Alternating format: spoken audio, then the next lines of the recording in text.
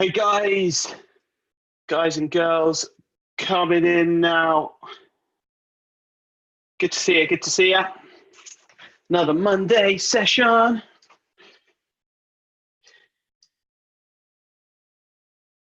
Just getting things set up here. I've got a good one for you here. A lot of people focus on various other bits and bobs when they're trying to improve at life, and I genuinely think the 15 or so slides that I've got lined up for you today are going to really help you get more out of your day. So I'm excited for it. Hey, Vera. Vera's found the chat box and she's sending messages, which I appreciate.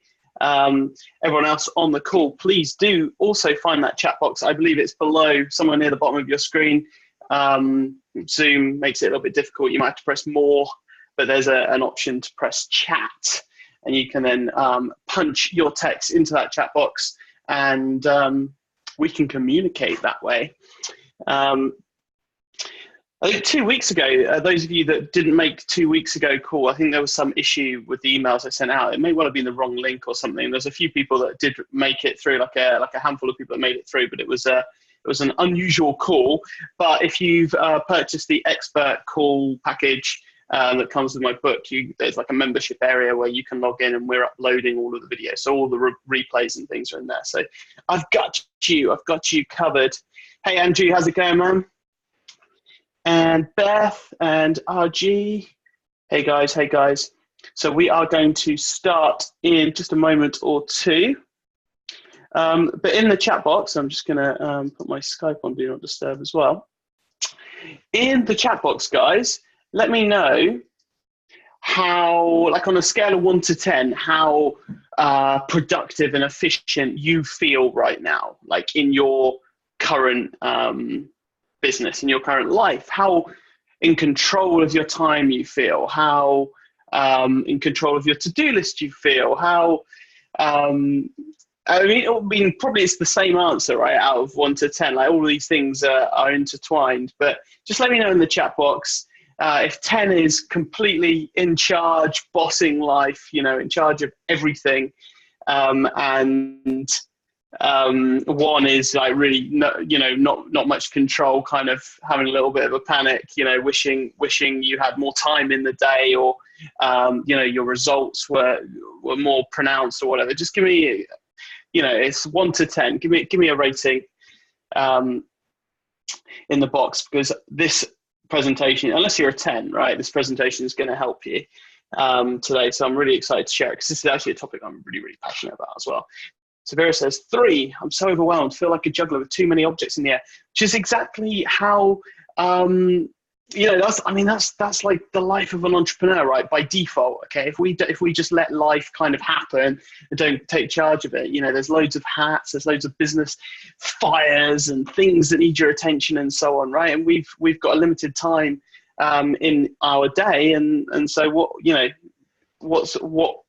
gives, right? What do we prioritize? What do we let slip through the cracks? Okay, and I totally understand how you feel, Vera, and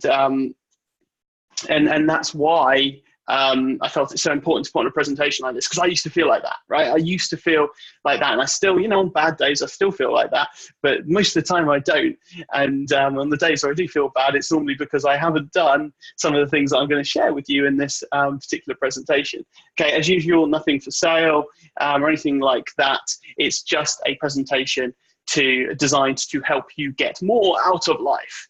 Okay, and it can be applied to your life, your life or your business. Okay, I know that your life kind of covers your business, but you see what I'm saying, right? The life that's outside of the 4 walls of your office.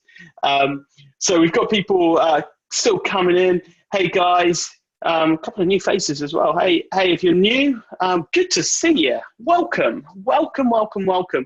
Find that chat box below, somewhere at the bottom of your screen. There'll be a little thing. There might be a button where you have to press more, but there's a button which will say chat. Find that chat box, because that's where we all hang out, and that's where you'll have the opportunity to ask questions and answers of me at the end of the presentation as well.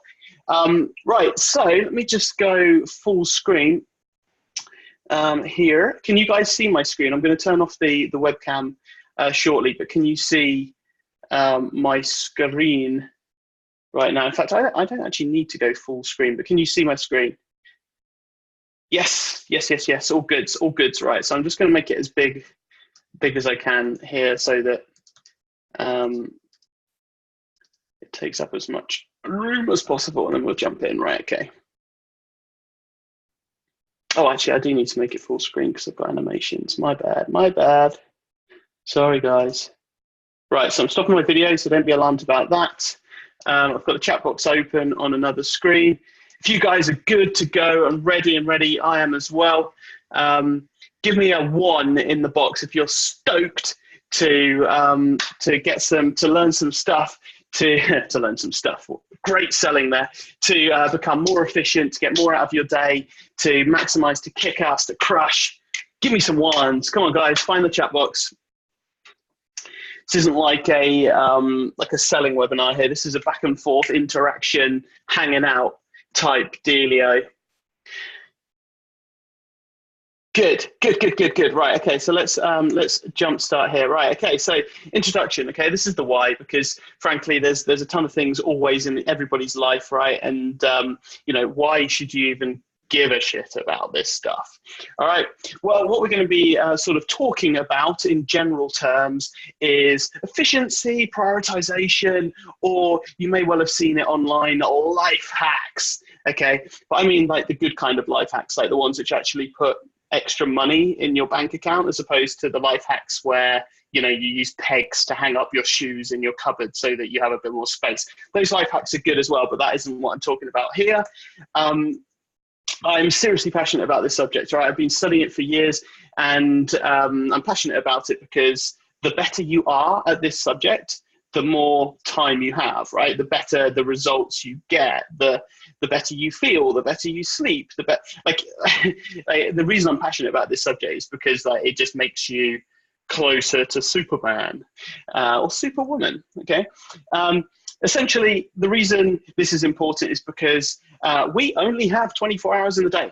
All right, every single person on this call, every single person around you, every single person you've met today only has 24 hours in their day, and probably they sleep for some of it and eat for some of it and, socialize for some of it or whatever, right? So we actually have less than 24 hours in a day, and that's kind of annoying, right? So if we can learn to squeeze more out of the 24 hours that we have in the day, then we are going to start having an edge, right? A daily edge on those that we're competing with, those around us, okay? Or even just a competitive edge over the old version of you, all right? So you can perform better, you can feel better, you can do more, right? It's not a black art, it's tried and tested and proven, and I'm gonna run through it in this presentation, okay? And this is gonna be fast because, I have a short space of time to get as much as possible, and I'm not covering everything. I can't possibly cover everything, but hopefully I'll just give you a few sparks, a few threads to pull at so that you can continue the learning and continue. Maybe I'll give you the bug, right? And maybe then you'll feel just as passionate as me, and you'll start delving into these subjects more, because it is a fun place to be, right? So we're going to kick off with morning routine. And the first thing I'm going to say about the morning routine is the best book ever on morning routines is The Miracle Morning, hands down, full stop. All right, this is a fantastic book. There is now one which is Miracle Morning for Entrepreneurs. I haven't read it. I assume it's good. But this is the version that I read. It's actually quite a short book, and it's based on proven principles. Typically, I don't trust anything which has the word miracle in it, admittedly, but this is probably one of my biggest life-changing books, and I highly recommend you read it. Essentially, what it's talking about is the components of a perfect morning routine, okay? Because the idea about a morning routine is that it sets you up in the best possible way for the day ahead, right? The challenges ahead, the things that are going to be put in your path coming up, right? Now, also, the morning routine is all about putting on your body armor, okay? I'm cruising through this presentation, so I'm not going to stop to get your feedback on the votes and so on, but if you're anything like me, or if you're anything like the people that I hang around with and so on, the second you check your phone in the morning at whatever point, right, it's full of notifications, it's full of people that want your attention, it's full of distractions, it's full of stuff, okay? And what's important, the most important thing I think about the morning routine is having at least 20 minutes, right? And really it should be a little bit more than that, 20 minutes to 40 minutes, right? From when you wake up to before you let life kind of start taking chunks out of you, all right? And so for me, all right, I've got my phone on airplane mode, all right? I've got my phone, when I go to sleep, I put it on airplane mode. If you can't handle airplane mode, put it on do not disturb. But the point is, you do not check your phone or take it off airplane mode for the first 20 to 40 minutes of the day. Right? And this is the time where you're going to be doing your miracle morning, right? Which is the time where you're going to be doing your morning routine. And this morning routine is like putting on your body armor, okay, for the day. It protects you later on in the day. It means it'll help you not be overwhelmed when too many things come your way. It'll help you settle yourself, right? So that you can actually go to war, all right? And so the morning routine is super, super, super important. In the Miracle Morning, it talks about things like journaling, silence, meditation, exercise, decision-making, consistency, a bunch of other stuff, right? It's a super, super, super good book. And actually, I probably need a refresher on it. But I've been practicing the things in it for a long time. I just can't remember the exact order that they talk about it. But the book is amazing. The other thing about your morning routine is it's about consistency, okay? And the reason it's called a routine is because routines are typically consistent.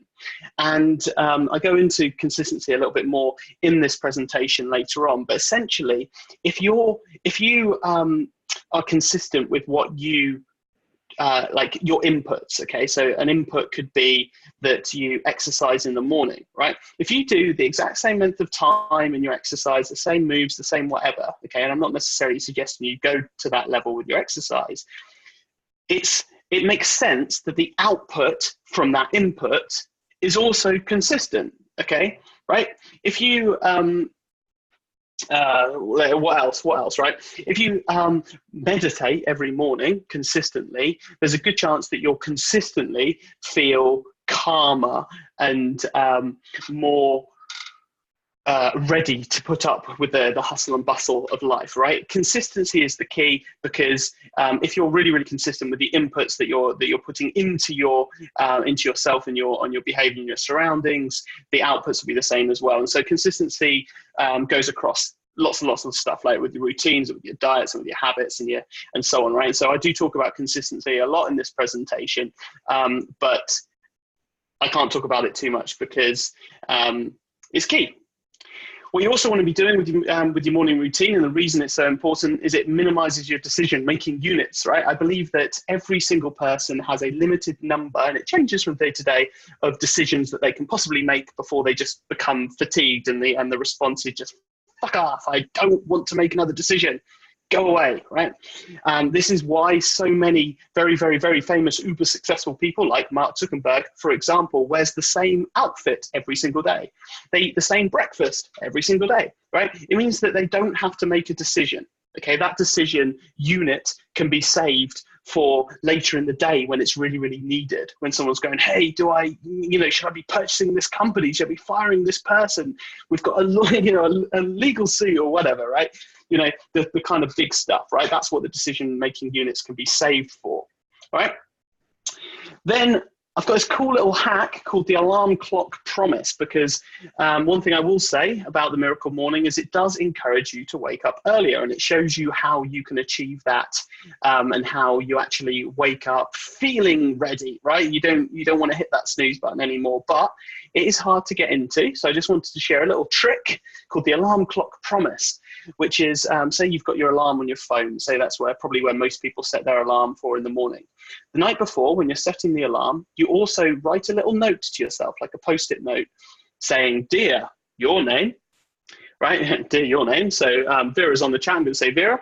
So Vera's writing a note to Vera saying, dear Vera, I've set the alarm at this time so that I can get more out of my day, because I believe that starting the day right and getting up and starting my day before everyone else will be a really, really great step forward to winning, okay? So I'm promising myself, Vera, that I'm not going to put my alarm clock on snooze, and I'm going to actually get up, right? And you put that over the face of the phone, and ideally you put the phone further away from your bed, so you actually have to get out of bed to actually snooze it.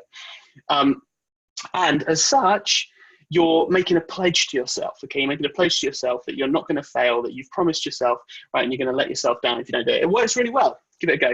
But again, consistency, and we're going to go into that more. So now that we're talking about alarm clocks and so on and waking up earlier, one of the things that I definitely want to mention is how to optimize your sleep, okay? Because, believe it or not, sleep is quality over quantity, all right? You can get 10 to 12 hours of really shitty sleep and feel bad, right? But equally, you can get less sleep and feel great. And there's loads of apps that monitor your sleep, and I would pay attention to those for a little while, and I would try and learn about yourself and learn how many hours of quality sleep you need, like what is the minimum, because you don't want to just be, constantly borrowing sleep from somewhere, from your future and live your life tired. No one's suggesting that, but there's ways to improve your sleep quality, okay? So the first way, because this is a short call and I've got lots and lots and lots to share, is a resource called bulletproof.com. They have a blog and they have a podcast. I genuinely believe that the bulletproof lifestyle is a fantastic lifestyle. And so I would encourage you to type in things like bulletproof.com/sleep to look at their amazing resources online. It's free. Obviously, they have products to sell, but their blog and so on is free.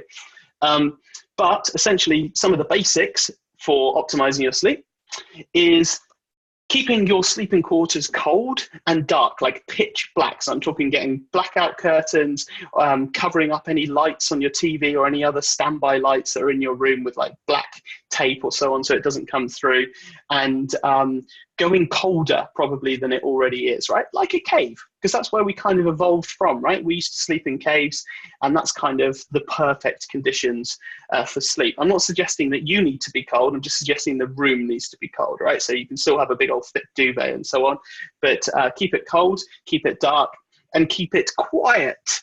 And if you can't make it dark enough or quiet enough, then earplugs and eye masks are great. And then we need to talk pre-sleep preparation. So first up, blue blocking. Okay, there's this annoying thing that technology does, screens in particular, and they give off this blue light, right? And this blue light tells our body that it's daytime. Okay, and so what we don't want is lots of blue light coming into our eyes when we're in the throes of going to sleep, because what it does is it messes up our, I think they're called zircadium rhythms. I just can't pronounce it. I could probably spell it. I can't pronounce it. Circadian rhythms, and it makes your body think that it's actually daytime. And of course, in the daytime, we don't sleep, right? And so blue blocking, what I mean by that is you can switch things, like your phones have things like, I think it's called night mode or something like that, which help reduce the blue levels. It makes the phone sort of go a little bit orange. And there's also softwares for your computers called Flux, fl.ux, I believe is their URL. And if you want to take it even further like me, you can get blue blocking glasses, and there's loads available. Mine are by a company called Swanwick, something like that. And I wear those for the last few hours of the day. And that helps really, really well for blocking out the blue light. No exercise within 2 hours of sleep. No caffeine within 6 hours of sleep. And be careful of the TV. Like if you unwind with TV, okay, which isn't the worst thing, but if you unwind with TV or any kind of shows, ask yourself for a moment, it might not even have occurred to you, do you think that watching some horror thing or like Dexter or some kind of adrenaline-packed show like Game of Thrones or Luther or something, something that really gets your heart rate going and your adrenaline pumping and keeps you on edge, do you think that's the optimum thing to be watching before you go to sleep? Right? The answer is no, by the way, in case you're questioning it. Instead, try and consume those. If you need to consume those, try and consume those at other times. Or at least, if, say, you're allowing yourself 40 minutes of TV watching before bed, maybe watch it for 20 minutes and watch something a bit more chilled for the next 20 minutes. But yeah, essentially, if you're going to raise your adrenaline and so on before sleep, it's going to affect your sleep. All right, next up. Leverage your dead time. So we're moving away from sleep now. So dead time is time where it kind of doesn't really need your brain, right? You don't really need your brain to do the task or the thing in that dead time, right? And different people's daily routines have different dead times. So here's some examples of dead time: showering, cleaning, walking the dog, mindless tasks, driving. I try and double up on all of these. Okay, I actually wrote my entire book, my latest book, whilst walking the dog. Okay, I was actually dictating into my phone whilst I was walking the dog from notes that I'd pre-prepared, and I was actually dictating that, and then I got that transcribed, and then I got that written up into a book. Okay, that's how I wrote my books. I actually hate writing as well, which was a double bonus. I tend to schedule my calls and my meetings when I'm walking the dog. Or when I'm driving. I also, if I haven't got any calls or so on, I will listen to my podcasts, I will listen to audiobooks. I will use that time wisely, right? If I'm not using my brain and my ears for the task at hand, then I'm going to have some headphones in. I highly recommend Apple AirPods, by the way, for that. If you're an Apple freak like me, I highly recommend getting some kind of audio in, right? Some personal development or some calls.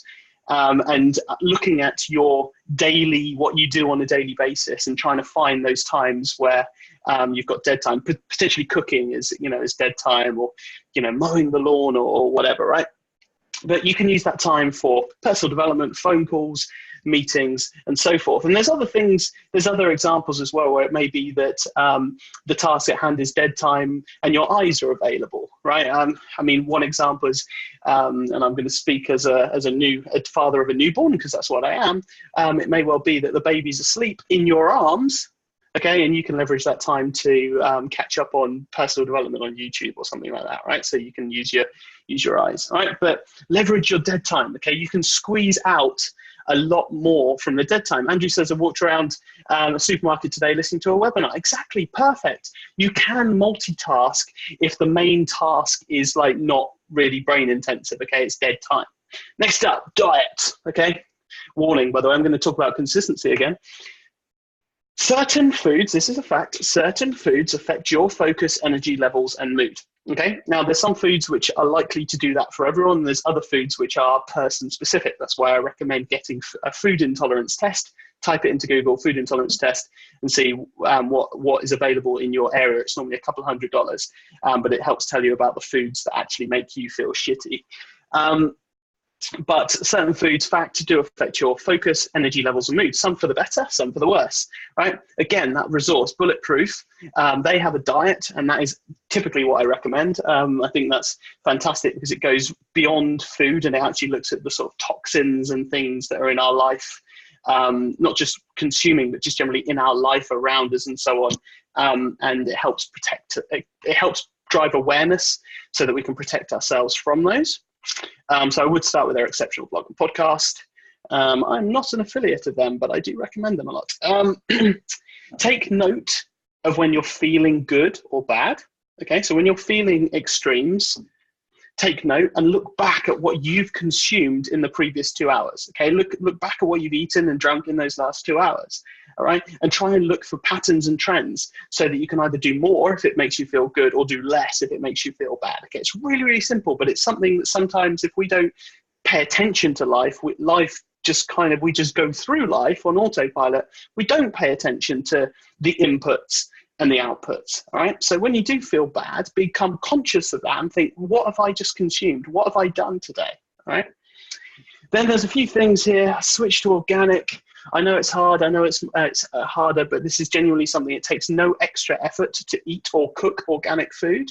But the upside, particularly with certain foods like eggs and pork and beef and a few others, the difference between organic and non-organic is huge. In the UK, we have a service called Riverfood that we use to actually deliver the food to our door that we order. It's a subscription thing. I absolutely love it. And it also means that I don't have to waste time shopping for that food. So I've saved some time as well. It's marginally more expensive, but the long-term benefits of it are massive. And also a lot of foods when they're organic taste better. What's your coffee sources, particularly in the US? and some other countries, coffee's actually, I hate to say it, it's actually has quite a lot of mold on it, which is a toxin, which can really screw you up. Certain countries are more heavily regulated, like EU is and Japan is, I believe. And what that means is the countries that are less regulated get all the bad stuff from the coffee suppliers because they have a certain number of coffee beans that are moldy. So what's your coffee sources? Single source is better than multiple source. Single origin is better than blend. And organic is better than non-organic. And then from that point forth, you want to be looking at where they've come from because the flavors change, right? A coffee bean from Ethiopia is different from a coffee bean from Costa Rica and so on and so on and so on, right? So then it's taste preferences. I prefer Arabica coffee from Colombia, I believe is my favorite. And there are actually quite a lot of services online, if you want to Google them, where you can actually get coffee that's roasted the night before and then shipped to your door, and they'll tell you where it's from and the toxin levels and all this good stuff. I use a service called Roast and Post in the UK. Right, so what's your coffee sources? Because it could well be that your coffee is what's making you feel shitty. And if you've filled it full of cream and stuff and sugar, then that definitely is what's making you feel shitty. And then finally, filter your water. I can speak at length on the benefits of filtering your water. It's really, really easy to do. You can buy kettles that have filters in. You can buy fridges that have filters in, or you can just buy a filter. But there is a very, very, trying to summarize this very quickly. There's a lot of stuff that can't be filtered out from your water by the governing bodies that are in charge of that. They can use a certain type of chemical, they can use certain filters, but they struggle sometimes to get things like metals and hormones and other nasties out of your water. And you drink them. Now, it's not necessarily something you'll pick up on immediately that you feel crap or whatever, but over a long time, right, a long time of drinking unfiltered water, this can build up. So I would highly recommend that. If you want to Google that more, just start with why should I filter my water or what's in my water? And I've seen loads of blogs and studies people boil down their water. In different countries, they did a test. They boiled down their water to the point where all the water's evaporated and it just leaves what's in the water. And it's normally this like sludge, brown, horrible, crappy shit. So yeah, filter your water. It's a really, really easy hack. And Andrew says it's like a pH neutral thing as well. Yeah, absolutely. There's pH and all that is involved here, but this is actually just stuff that's in your water that could be making you feel shitty. Next. Take a little breath here. Right, okay, next we've got music. So I highly recommend having music, having playlists. So what I have done, I spent many, many years cultivating different playlists. Now I use Spotify Premium, and I have playlists to bring me up and I have playlists to bring me down. Okay, so I have music, so years of cultivation, yada yada. I have music that will improve my mood or increase my focus or increase my motivation or my drive. And so I pay attention to the music that I hear. Right, and then I use Spotify's radio, which suggests similar songs, to start cultivating more music that's like that. And then once you've got a bunch of songs in a playlist, Spotify then starts suggesting even more songs that are similar to the songs that are already in your. Very quickly build up these playlists of music that can affect your mood in certain ways. And so I hear you asking, why would I want to be brought down? Well, sometimes you feel like maybe angry or uptight or stressed and you might want to come down. I have chilled playlists. I actually have 3 different chilled playlists because I listen to them so much. I separated them out so that I can, not listen to the same songs too much. I will have my chilled playlist playing in my ears, in my Apple AirPods when I'm traveling, almost exclusively, particularly in airports. I hate queuing. I hate hustle and bustle. I hate it. And I have that in my ear, and it keeps me calm. It keeps me happy and mellow. But then I also have a lot of movie soundtrack kind of like epic sound scores and things like that for motivation, and so on, right? But music is also a powerful reminder. Okay, so it may well be that certain songs make you feel a certain way. Use that to your advantage, okay, because they will consistently have that effect on you. Music can get you in the zone, particularly if you have music that doesn't have many words. Okay, so classical music, the sort of like house, like electronic music that's outside of the commercial and pop realm. So things like deep house is something that I absolutely love listening to sort of just help me sort of get into some kind of zone. Music with words is distracting because we subconsciously listen to the words that are being said, and therefore that's pulling us away or pulling our brain away from the task at hand. One service, which is a paid service, they have a free trial, it's not very expensive, is brain.fm, that's the URL. They use music plus binaural beats to help get you into certain states of mind. States of flow, states of focus, states of relaxation, and so on. Really cool service. I think it's like £4.99 a month, £4.99 a month, that is. So not very expensive. They have a mobile app and so on. I quite like that, particularly during the first couple of hours of the day. I'll put it into focus mode and just have that working away. Vera says, yay, I love binaural beats and isochronic tones. I need to look up isochronic tones. I don't know what that means. Thank you, Vera. I'm learning too. Next up, to-do list. Weekly to-do. Okay, so this is a cool little thing. I'm sure everybody here knows what a to-do list is, but a weekly to-do is slightly different. Essentially what you're doing, and I do it on a Sunday night, right? So that's the night before my Monday, which is when my working week starts. I write down what I want to achieve from the week. So I'm not necessarily writing down the specific task, just what I'm looking to achieve from the week. Okay, because then what that does, and then what I'll do is I'll revisit that on the following Sunday when I write my next one, right? And I'll give myself a high five or a slap on the wrist, depending on how well I did, right? But what that does in turn, the weekly to-do feeds the daily to-do. So it's a daily to-do list is a prioritized list that brings you closer to your weekly goals, okay? So it's the individual tasks that are involved in helping you achieve your weekly tasks and goals, right? So your daily to-do list should be specific tasks, right? A task is defined as something that has a beginning and an end, right? So you can't just say, for example, you've got an ongoing project. You can't just say it's a building project, right? You can't just say building project as a to-do list item. That means nothing. But you could say 1 hour on building project, one building project, right? Because now it's got a defined start and end time. And so you're saying, I'm going to spend an hour on that task, on that ongoing project, right? It hasn't got an end point, it's a project. You break projects down into tasks. Typically, it shouldn't be longer than 10 items. I've guessed at 10, to be honest. It really does depend. You just have to look. The point is it shouldn't be overbearingly long.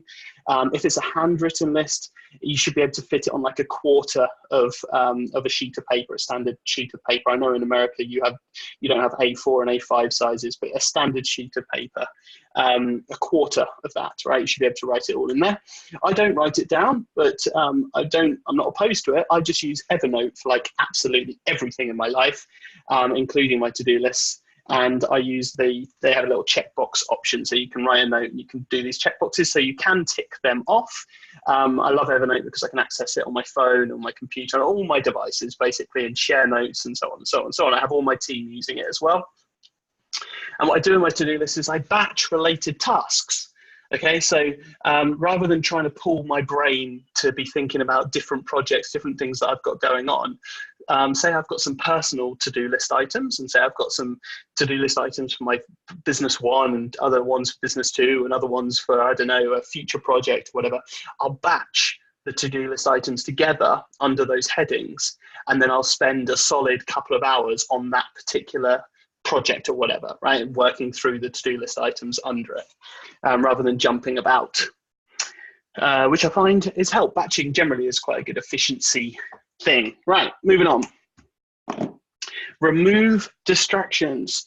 Okay, so distractions are things that want your time and attention that aren't necessarily helping you towards your goals. Okay, and you can be as brutal about that as you like, because you could begin to argue that, you know, your family is a distraction, but I'll get onto that later on. Don't write them off as a distraction just yet. Right, so remove distractions. So I'm talking about things that will help you here. one of which is a newsfeed blocker. There is a Chrome, I believe, plugin called Newsfeed Blocker or Newsfeed Eradicator, I think it's called. I have that all times on my Facebook, right? If I want to check my feed, I can go on my phone and check the same monotonous bullshit that comes in every single day. But on my desktop, where I'm most likely to procrastinate, I have this blocker, so I cannot see my newsfeed even if I want to. Right, I can turn it off if I want to. I never do. Right, and these sort of things exist for all kinds of social medias. So pay attention, and maybe if you're a little bit of a social media junkie, consider installing something like this. Leverage do not disturb on your devices, okay, and particularly on your phone, but leverage do not disturb on other things, right? If you don't want to be disturbed, use that function, okay? And if anyone ever questions it, you can explain that it's a move for efficiency. Don't keep it on 100% of the time, but keep it on during the time where you want to work on the things that you know are priority to you, and understand that a distraction, i.e. someone else calling you, is them trying to use your time for their benefit, right? You're working on their time, and there is a give and take, of course, but leverage the do not disturb when you're not in those times. Check your email just twice per day and never first thing in the morning.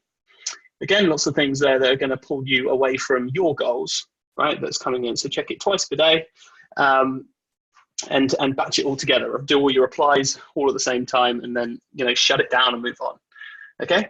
And if you need to, just educate your contacts that if they're not getting an email from you quick enough for something urgent, then they can try calling you, and you'll find that it's rarely a problem.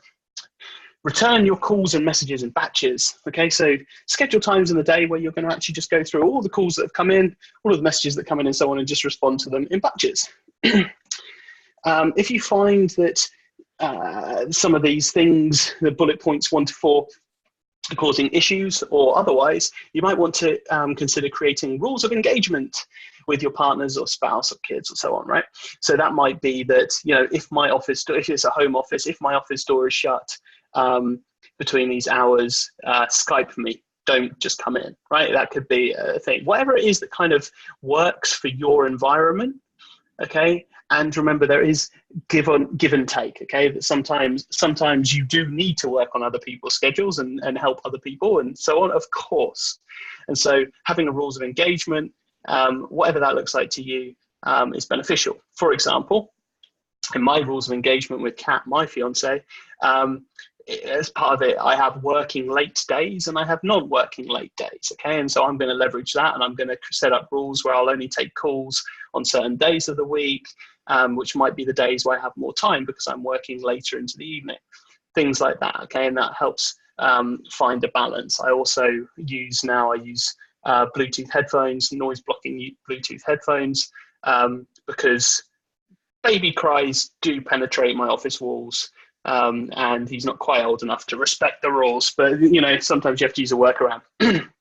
Right, next up, this is an important thing. Use a time journal for a couple of weeks, right? If you're pretty sure that you're being distracted by stuff, but you're not really been paying attention, you don't necessarily know it, note down, a bit like you would if you worked in an agency or something, how you're spending your time, okay? Break down your day into units of 15 minutes and write down each 15-minute unit, and you can set up a auto timer. There's loads of apps and websites and stuff which can remind you every 15 minutes with like a beep or something. Just make a quick note of how you spend that 15 minutes, and so on, right? Do that for a week without really paying much attention to what you're writing down. And then at the end of the week, review it, okay? And that's the important bit. Review it and see if you can spot patterns of what you're spending time on. Do those things that you're spending time on help you get closer to your goal, or are they a distraction, okay? And then adjust accordingly, okay? Make the changes to your life accordingly. That alone can free up hours and hours and hours per week that you can be spending on more important stuff. Whew. Next up, scheduling meetings. Joe, I'm going to take a sip of water. Guys, give me a Y in the chat if you're still listening, you're on board, you're hopefully loving what you've got, what you're hearing, if it's helping. Let me know that you're still around, you're not asleep. And this is beneficial, hopefully. Good, we've got some yeses. I'm not talking to myself. Fantastic, thanks guys for responding. Right, scheduling meetings. So as I said it before, make sure your calendar is under your control, okay? Have specific time blocks in your calendar for calls, okay, and try and batch those calls. All right, don't, taking calls throughout the day intermittently, it's very, very difficult for you to get into the zone and get any kind of real deep work done if you're constantly taking calls and so on, right? So have specific times in your calendar blocked out for calls and meetings and so forth, right? I recommend leveraging a service like Calendly for meeting booking. Okay, it has a lot of benefits, Calendly does. One of which is never have to have that conversation ever again where you go, oh, should we have a meeting? Yes, when are you free? Oh, Monday. Oh, I'm not free on Monday. How about Tuesday PM? Oh, sorry, I'm not free then. That conversation, right? At the very least, it cuts out that conversation, but it also allows you to set up rules so that people can only book time. They're booking a time in your calendar, but you can set up rules about when they can book it, how long they can book it for, what days they can book it, what time zones they can book it for, how close to other meetings they're allowed to book, and so on and so on and so on, right?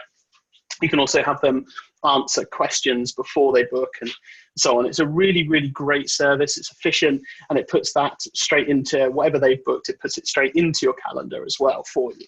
Really, really cool. It's not very much. They have a free version, but their paid version's not very expensive either. Have a clear agenda in your meetings in advance. Okay, so make sure you don't go into any meeting without knowing what the meeting's about, what you're going to be discussing. And respect the start and finish times, okay?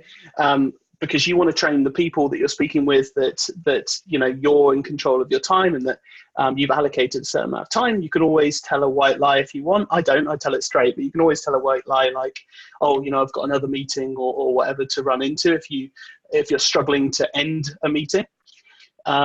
But you begin to train the other person as well that to be respectful. And also, it may well be that you're the time whore. It may well be that other people are avoiding having calls with you because you're the person that always runs on and talks a lot. And they are trying to be they're trying to be more efficient with their time. So it just keeps everybody on the same page, clear and efficient, all right? And Calendly will help you with all of that. Moving on, nootropics. So nootropics are basically smart drugs. They're vitamins and supplements and so on that actually help your brain. It's a massive, massive category, which actually includes things like coffee, and it also includes things like cocaine. I'm not talking about either of those things when I'm talking about nootropics, but there's a lot of nootropics out there. There's a lot of good ones, there's a lot of bad ones. It's a massive superpower. It's a massive ace up my sleeve. I've been using nootropics for a number of years now. I've actually reviewed a lot of them on my YouTube channel here, so I'm not going to talk in detail during this presentation, but you can definitely check out my nootropics playlist, and there's also life hacking playlists and so on as well if you like the other content. But if you want a starting point for nootropics, daily sort of nootropics, look up these supplements which you can just buy readily on Amazon and so on. Lion's Mane, which I really love, it's for creativity in particular. And you can also get this mixed already, pre-mixed with coffee and things like in instant coffee. There's a couple of options out there, but or you can just take it in like capsule format. Aniracetam is a really great mild nootropic. I don't feel like it affects my sleep. Lion's Mane will do, but so take it in the morning. Aniracetam I feel like I can take later in the day. It won't affect my sleep, but it does have a nice side effect in addition to a bit of a cognitive boost of raising your mood a little bit, which is always good. We're always space to feel a bit happier, right? And then I have Brain Octane, which is like a really highly concentrated MCT oil. And MCT oil is a concentrated coconut oil, by the way. But Brain Octane, which I have in my Bulletproof coffee, and Bulletproof coffee is part of my morning routine. And it serves two purposes. One, it's a thing that I do every day, so it's part of that routine. But two, it's also my breakfast. And so it means that I don't have to make a decision about what to have for breakfast. So it reduces the decision units. So I love Bulletproof coffee. So those are some good daily options. There's a lot of things available. I could talk at length about nootropics and the different things that they do in terms of focus or motivation or stamina or creativity, or there's loads of different categories and memory and so on. But I will say, watch this space because I am developing something good in this particular area. Next up, finding balance. Okay, and we are, we're close to the end, right? We're close to the ask me anything questions and answer bit, guys. So do get any questions you may have about this, or just, internet marketing, entrepreneurship in general for me. Ask me anything, get those ready, because we're almost at that point. Balance. Right. Remember earlier on when I said your family might be your distraction? Yeah, it's true, but realize that you can't work 100% of your time. Okay, because if you work 100% of your time, and so if you're spending all of your time on your work pillar, okay, or your money pillar, your other pillars will crumble, right? So the other pillars that I'm talking about here, your relationship pillar and your health pillar, okay? So to conquer life, we want to have good relationships, a lot of money, and good health, okay? Typically, that's if we're kicking ass in all three of those, we've probably got a pretty good life, right? So if you spend all of your time working, your health is going to suffer, and so are the people that want to spend time with you. So you do have to find balance, and this isn't a one-size-fits-all kind of situation, but you need to have it in the back of your mind. You do need to dedicate some time working and reworking it. You need to work on ways to find a harmony between the pillars, all right? So that you're not working all the time and thus sacrificing your health. You're not working all the time and thus you're not really nurturing or working on your relationships. But equally, you don't want to be spending all your time working out in the gym so that you can't, do your work pillar, right? Or spending all the time with your family so you can't do your work pillar. So you've got to find that balance, and what works for you is something that you're going to have to uncover for yourself, I'm afraid. Without getting on a one-on-one with you, I wouldn't be able to help you in this area. But work on ways to find harmony between the pillars, one of which is communicating your intentions, particularly with the relationship work. Those two pillars are constantly on battle in my household. But communicating your intentions with your partner and spouse is a great way of doing that. Okay, and planning in advance so that everybody knows. I share my calendar with my fiance so that she can see what I've got coming up in the day and what my day looks like and so on, so that she can see, when I'm likely to be busy, when I'm likely to whatever. I also communicate the intentions. I encourage her to do the same, right? I encourage her with all of the stuff that's in this presentation. I encourage her with that as well, because frankly, you want everybody around you to be having their best life. Okay, you want them to be successful in whatever it is they choose to do, which might not necessarily be business. And these tasks can be applied. All of the stuff that's been in this presentation can be applied to other areas of your life as well, and should be. So with that, your mission is to make productivity your goal. Right? You need to make a pledge to yourself about these points, to make efficiency your goal, to pay attention to when you're up, right? When you're doing well, you're feeling great and you're feeling alive, but pay attention to the why. What is it? What have you done that day? What have you done in the few hours prior that have helped you get to that point? Okay, and how can you repeat that again and again and again? Pay attention to when you're down. What's the why? What can you cut out so that you don't get down again? Prioritize the important and urgent stuff. Delegate or drop the stuff that isn't important or urgent.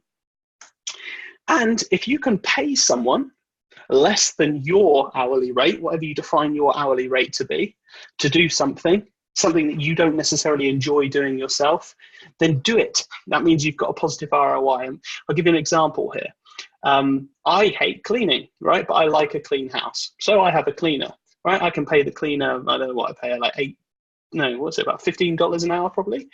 But my hourly rate's much more than $15 an hour. Okay. And so I've got an ROI on that time because I know that I can make more than $15 in the same hour. Okay. So if I'd have spent the time cleaning, I wouldn't have had that. I wouldn't have made that money because I'd have been cleaning, and I'm avoiding doing something that brings me down, that I don't enjoy doing. Okay. But conversely, I actually enjoy walking my dog. I recognize that it's a good time where I can multitask. I can get a walk in, which helps my health. I enjoy hanging out with my dog as well. And I can take my phone calls or do some personal development. And so I don't pay a dog walker. All right. And so take the caveat on this last point is, if you enjoy doing it, then go nuts, do it. All right. If it's going to help one of your pillars and make you happy. So go forth now and crush. So what I've got for you next, I've got some further learning. So these are 4 books and a YouTube channel. So these 4 books are all fantastic books that either directly or loosely help with productivity and efficiency and projection and vision and all this kind of stuff. I've read all of these books. They are all amazing. Okay, so I highly recommend them. I think all of them are also available on audiobook, if that's how you prefer to consume. But I really, really highly recommend this. So I would suggest screenshotting this slide right now. Let's take a little sip of water. And then a final reminder, a couple of months ago, I launched my 2nd book. You can find it at this web address. It's really, really cool because the early customers and so on are now actually, they're receiving their book, they've read the book, and they're now reporting back, which is really, really great to see. And I love getting tagged in statuses like this one from Depeche Mandalia, who's a fantastic Facebook marketer based out of London. Really, really good glowing praise for the book. It's literally my best efforts, my best work has gone into this book. And there are actually 3 chapters on life hacks and personal development because I couldn't resist slipping them in. But mainly it's a Bible for e-commerce and how to scale. So just a reminder of the link there. It's $6.95, which is the cost of shipping. The book itself is free. So it's a really, really, really, really small investment in return for over 300 pages of absolute brilliance, though I say so myself. So, so there you go, guys and girls. I really hope that helped. Do let me know in the chat if it did help, because your feedback means a lot to me and I like to know it. But now I'm going to jump into the Ask Me Anything section. And please do ask me anything either about this presentation or just life in general, efficiency. I keep saying efficiency, life in general, or entrepreneurship, or running a business or whatever. If I can help you, I will. So Vera says, I use sleep programming at night by playing YouTube videos while I sleep. It includes affirmations and binaural beats and isochronic tones to support deep sleep. I've been doing this for about a year and really noticed a difference in my perception of the world and myself. Usually I'll focus on one area like self-confidence for a month and then switch to prosperity or overcoming obstacles the next month. Have you heard of this or tried it yourself? I've heard of it. I haven't tried it myself. That's a fantastic idea though. You can use binaural beats to raise mood and happiness and things like that. I like to sleep with like in complete silence, and so I don't know how personally I would get on with this, but I imagine if it's sort of combining white noise with it and it's built for sleep, then I shouldn't have thought that would be a problem. I'll have to give that a go, Vera, but if it I'm really glad to see that it works well for you. Affirmations is part of the Miracle Morning, so I definitely do affirmations. Sometimes I hear the affirmations in my dreams, like I'd be on an airplane and the person next to me would be listening to something on their phone and I'll overhear it say, rivers of wealth are flowing to me. That's amazing. Whatever works for you. And I think there's a lot of truth in that. And affirmations and visualization is absolutely, both of those things are hyper important. They're both included in that Miracle Morning book. So yeah, I really do recommend picking up that book. That really put me on this road. Adil says, how to balance job and business venture. Well, much the same, Adil. I mean, if you're going to have to look for dead time in the job, if there is any, so that you can maybe leverage that time to either, without knowing what the job is, it's very, very difficult. But, if there's any dead time in your job that you can use to aid your business venture, then take advantage of it. You're prioritizing the business venture, presumably. So understand what your priorities are.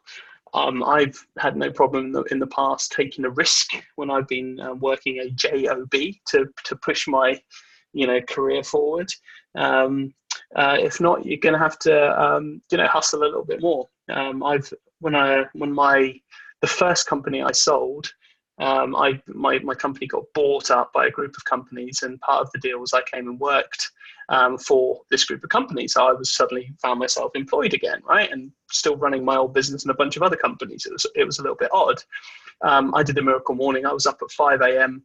every morning, and I was putting in 3 hours before I went to work. So I put in 3 hours from 5 till 8.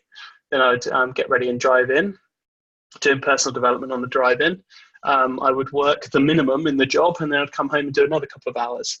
And that worked really well for me. And I was able to continue to run successful businesses, even whilst, working at JIB. I did eventually quit that. That's in the book as well. I dressed up like a pumpkin and quit on Halloween. But that's a whole nother story. Andrew says, I just listened while driving to Krav Maga.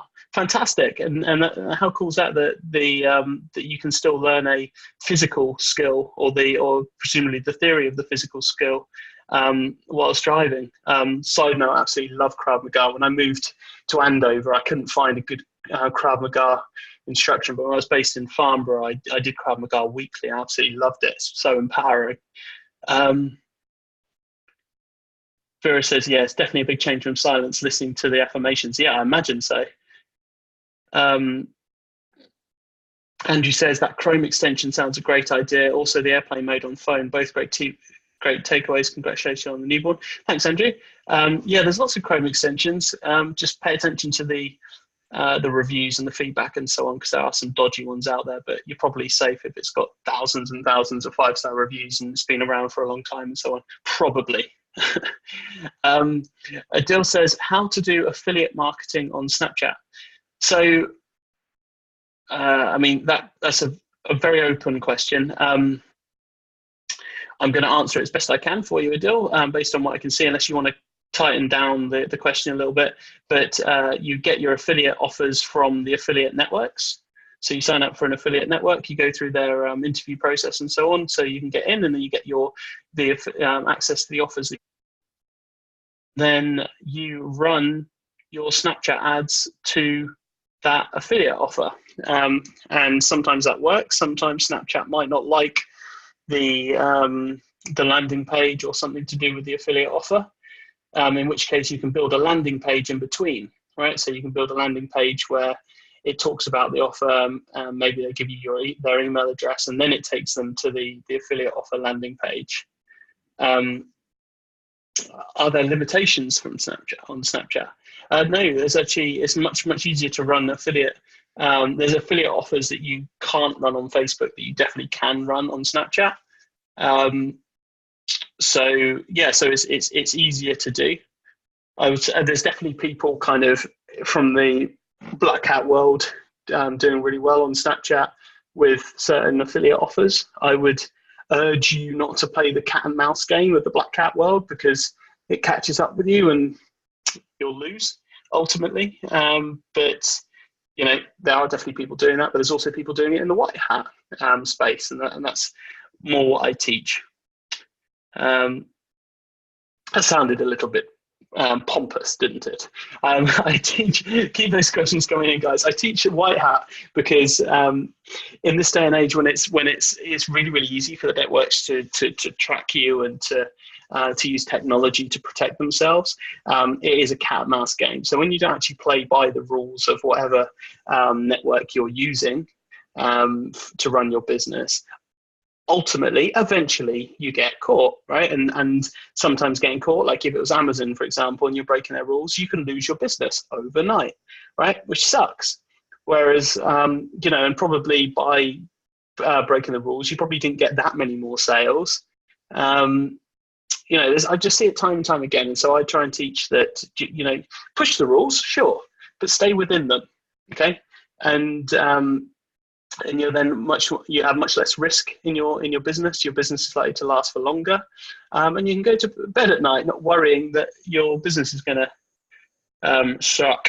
So Andrew says, what's white hat and black hat? Okay, so black hat is typically when you are deliberately breaking rules. Okay, I mean there's a lot more to it than that, but things that are black hat, which might help, things like cloaking, okay, which is when you know that you're driving traffic to a URL that's been flagged as a bad URL for whatever reason. So you cloak that URL by doing you're displaying the banned URL, but in an iframe with your URL on it is an example, right? Typically, I think the quickest way to define black hat is things that are deliberately circumventing any kind of rules, all right? White hat is is everything else. Okay, and stuff should be white hat, but the black hat stuff is the trying to think of examples. You know, so in the real world, black hat marketing might be selling counterfeit goods. I don't know. There's a lot of things that are black hat and fall under the umbrella, but it's generally a shady way of way of marketing or selling or living that has no longevity to it. But you might be able to make short-term quick bucks, but at what expense, who knows? I want to go straightforward advertising for the offer where no rules are being broken. How do I find if the offer is good for Snapchat? So you can definitely ask them. You can definitely ask the Snapchat support. They also have a ton of documentation on their website, and they have a whole knowledge base area where you can ask those questions. You can familiarize yourselves with their advertising rules about what they say is allowed and what isn't allowed. If your offer is kind of close to the mark, or maybe something in their rules may include your offer, may not, you can ask for clarification from their reps. Or you can just run the offer anyway, and then if the advert is disapproved, you can then ask why. Okay, and that's for the things which are on the line, rather than straight up advertising something that's definitely not allowed, because that's when you could get banned. So that's how I suggest finding out if an offer is good or not for Snapchat. If you're one of our customers as well, we can put you in touch with people at Snapchat who can also help clarify that as well. But they do like to see that you've actually, set up ads and, run things, and you've got something to show them, right? You've got some ads, you've got some copy, ad copy, you've got the URLs, so they can actually look at it, as opposed to sort of talking hypothetical, like, I'm thinking of running a diet pill, right? Well, it may well be that the diet pill is positioned in such a way that it is okay, or it may well be positioned in a terrible way, and they won't know until they actually see for themselves. So they do like it when you come at them with actual facts. What else, guys? You got anything else for me? Those of you that at the beginning of the call, so at the beginning of the call, I asked on a scale of 1 to 10, how in charge, in control of your life do you feel? How overwhelmed? Do you feel overwhelmed? 1 being a sort of negative-y kind of, not feeling a lot of control, not feeling particularly productive, and so on. 10 being the other end of the spectrum. Those of you that answered, do you feel like armed with some of the stuff shared in this presentation? That might creep the number up. Those of you that weren't here at the beginning, have you learned anything, any takeaways? Are there any key takeaways that have helped you guys that you want to share in the chat box? Like specific things that you've learned that you enjoyed? Do you want more stuff like this, or would you prefer more tactical strategy calls about kind of like what's working now? Do you want the mix? We do these trainings every 2 weeks. So every 2 weeks on a Monday. Sometimes there's exceptions, like I did miss the one on my birthday. Apologies for that. But I had a pre-recorded training ready to go instead. But typically these are every 2 Mondays. And it's fun to hang out, right? It's always at this time, so it's really, really consistent. It's fun to hang out with you guys. It's fun to hear back. It's fun to give back, give value. There's very rarely anything for sale. I don't typically use these places to sell. It's just relationship building and a little bit of socializing. So Dill says the Nootropics, that was new info for me. Good reminder overall, fantastic. Andrew says he's more positive after this. Thank you, brilliant. No problem, Andrew, I'm glad to hear it. Vera says to learn some new things and reminders to be more consistent. Fantastic, fantastic. Yeah, brilliant, guys. Well, this recording will be thrown up in the members area at I forget what the URL is, but basically if you've taken up the expert call upsell on my book, you have access to it. It's like a one-off payment type thing. It's very, very cheap compared to the number of hours of archived material there is. But of course, because you got this invite, and you registered for this training, you will also get invites to the future training as well. Just remember, it's this time every 2 Mondays, and it's on this URL as well, right? This Zoom URL link doesn't change. Okay, so you know, bookmark that and then add it into your calendar every 2 weeks at 6 p.m. if you're in the UK, or whatever time it is in your time zone. That's when these calls are, and I will see you on the very next one. I love you and appreciate you very much, guys, and take care. And I really hope this helps you crush whatever it is that your goal is, or whatever it is that you're trying to do. Take care. I'll see you on the next one. Bye.